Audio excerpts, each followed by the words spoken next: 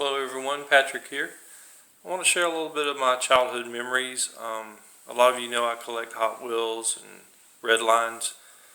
Also shared that I collect antique toys and lunchboxes and tobacco tins. Part of my childhood, I was a big wrestling fan. My dad was actually a policeman for 30 years, and he would work the Monday night wrestling at Bell Auditorium, and I would go a lot with him. He was 6'4". Here he is with Andre the Giant backstage. Andre makes him look small. I get my height from my dad too. I'm 6'4". Andre did sign the bottom, but it's faded over the years. So Andre the Giant, I was a big fan of his, and then I got some autographs of some other wrestlers. Mephisto, he was the manager of Maniac Mark Lewin. There's his autograph. Big Red.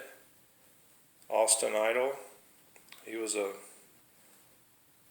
wrestler from Pensacola, Florida. I was a fan of his when I was a kid. Stan Hansen, Apollo, Terry Funk, 1980. He signed that in 1980.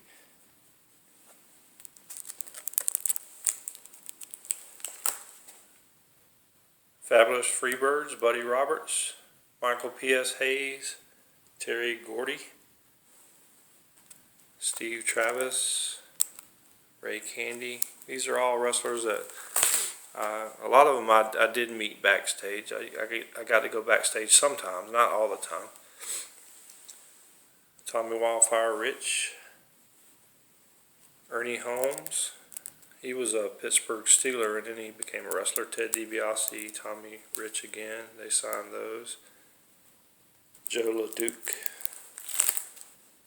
And I was a big fan of Mr. Wrestling 2, Ray Candy, the Candy Man. Tony Atlas signed it there. Kevin Sullivan on the side there. Another Kevin Sullivan there. Mr. Wrestling 2.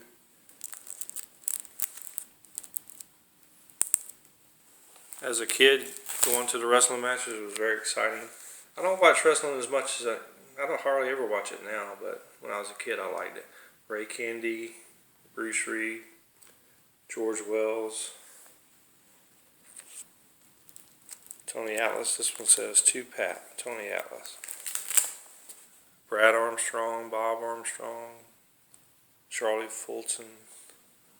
Superstar, that's his autograph there. There he is. He was one of my favorites as a kid. Steve Kern, Robert Fuller, and then Les Thornton signed this. He was a popular wrestler back in the day. Lee Anderson signed that. Lars Anderson, I saw them many times at the old Bell Auditorium. Ivan Koloff, I got his autograph too somewhere. I think I'll show you in a minute. Abdullah the Butcher. I actually talked to him. He was from America. I'm not sure, but I think he was from Alabama. They called him the man from Sudan. Don't quote me on exactly where he's from, but of course he could speak English. Best wishes, Steve Kern. He went on to the wrestling in the WWF. There's Ivan Koloff's autograph there. Jim Brunzell, Jumpin' Jim Brunzell. Jim Duggan, Hacksaw Jim Duggan. I actually saw him about a year ago, and I mentioned that I saw him as a kid, and he got a kick out of it. I saw him at a toy show about a year ago. This is Stan Lane, Steve Olsenowski, Steve O, Bobby Eaton, another Kevin Sullivan, and this is Jerry Oats. The Dream, Dusty Rhodes, 1980. He was one of my childhood favorites. Terry Taylor, Wahoo McDaniel.